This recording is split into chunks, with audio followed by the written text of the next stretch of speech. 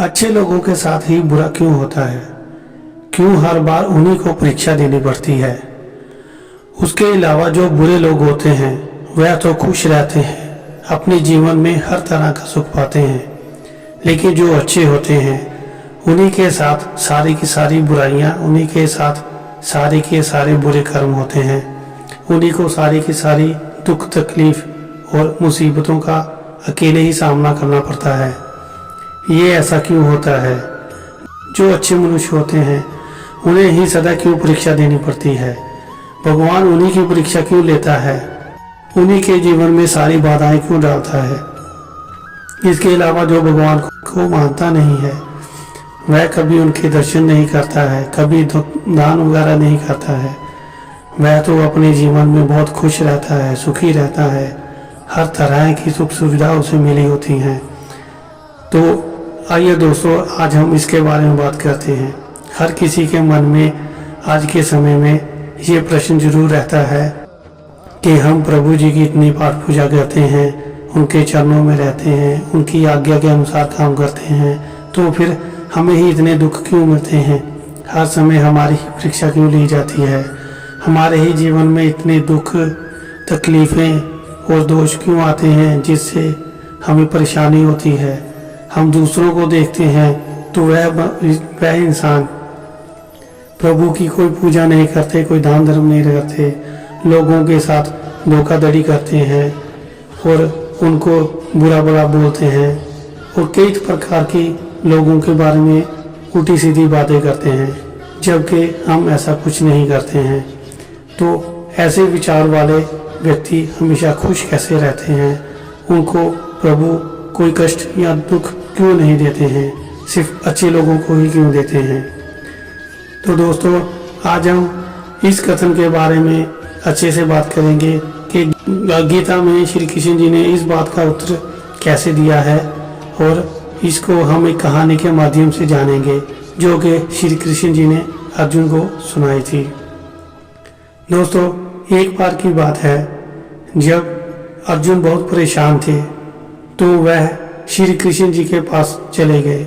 जब भी अर्जुन जी को किसी भी तरह की कोई दुविधा, कोई परेशानी होती थी तो वह श्री कृष्ण जी के पास ही जाते थे और उसका निवारण उनसे पूछते थे। तो इस बार भी वह श्री कृष्ण जी के पास पहुंचे और उन्होंने उनको प्रणाम किया। श्री कृष्ण जी अर्जुन को देखकर बहुत प्रसन्न हुए, पर उसके चेहरे पे कुछ परेशानी देखकर वह समझ गए कि ये किसी न किसी दुविधा में है। तो इसीलिए उन्होंने उससे पूछा कि पार्थ, क्या पूछना चाहते हो मुझसे?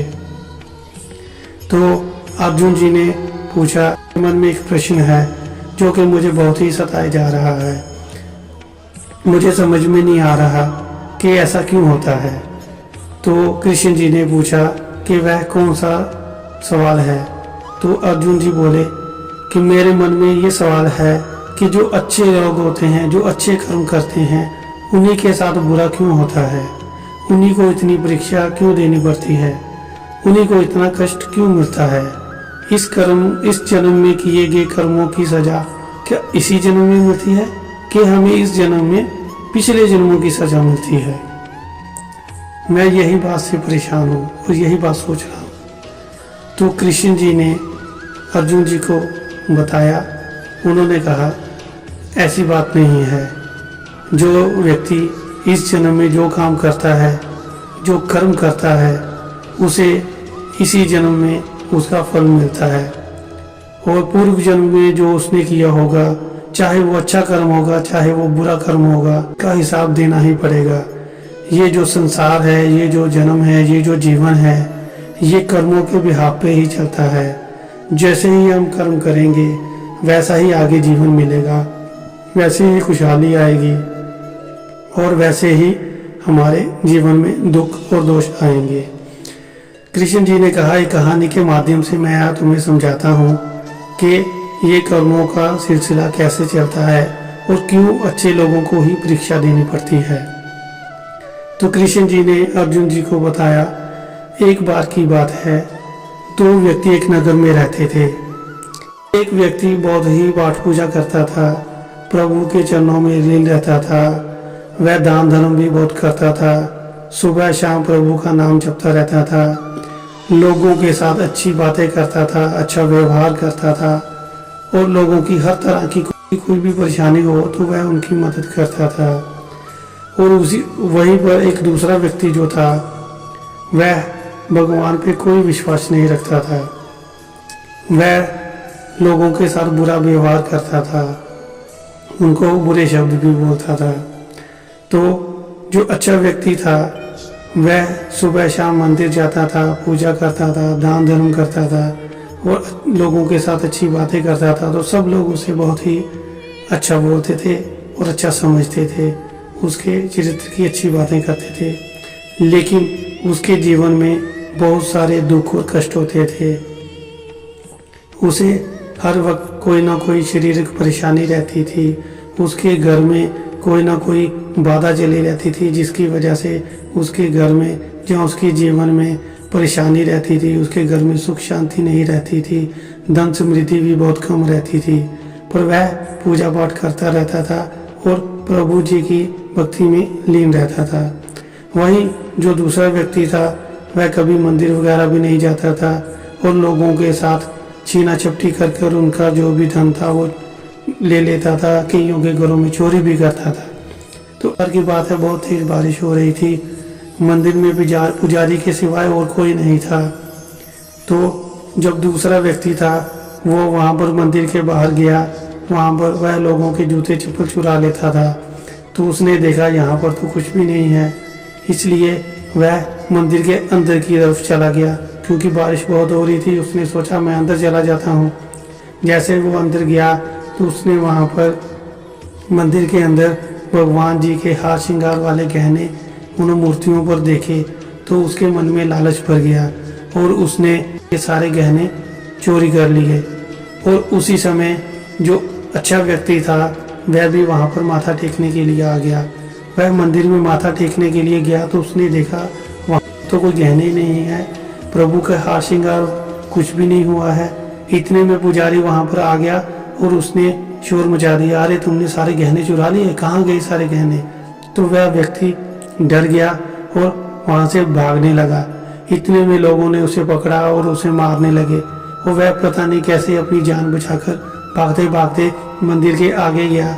लेकिन बुरे कर्मों ने उसका पीछा फिर नहीं छोड़ा और उसका आगे जाकर एक गाड़ी के साथ टकराव हुआ, जिससे उसके शरीर में काफ़ी खून बहने लगा। कैसे करते वह धीरे धीरे वहाँ से घर की ओर जा रहा था तो उसने रास्ते में वही दूसरा आदमी देखा जो कि गहने चुरा कर वहाँ से भागा था।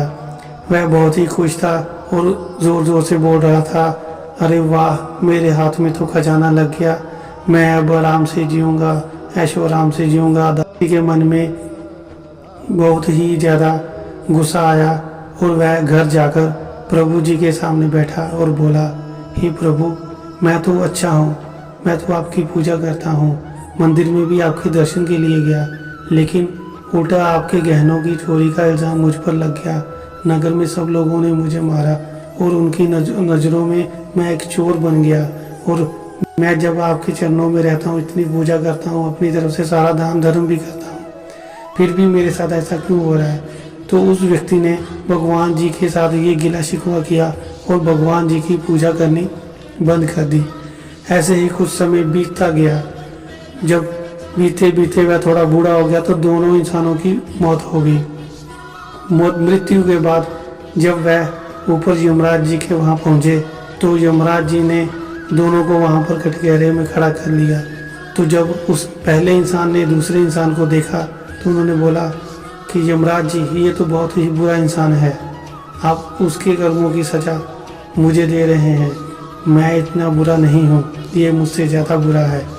तब यमराज जी ने बोला कि ये बुरा नहीं है, ये पुराने कर्म है, जो इसने इस जन्म में कर्म किए हुए थे, ये उनकी सज़ा नहीं ले रहा, ये पिछले जन्मों की सज़ा ले रहा है।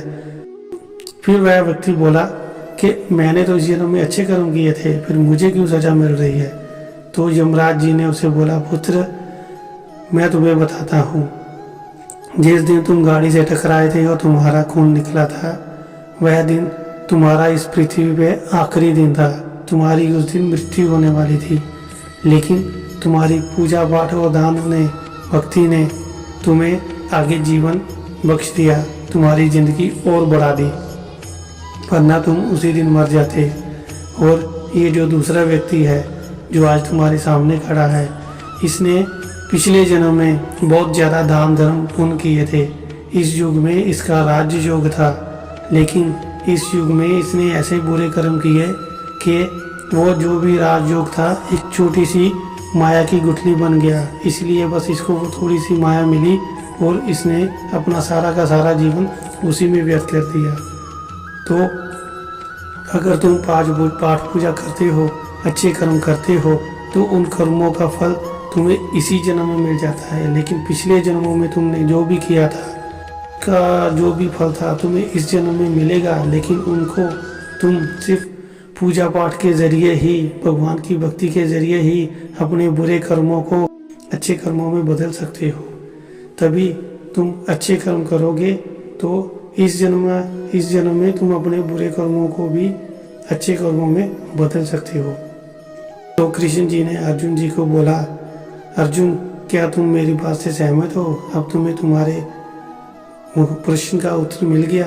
तो अर्जुन ने कृष्ण जी के चरणों में माथा टेका और बोला कि प्रभु आप अंतर्यामी हैं, आपने तो मेरी आंखें खोल दी, आपने मेरे मन में जो प्रश्न था आपने उसका निवारण कर दिया।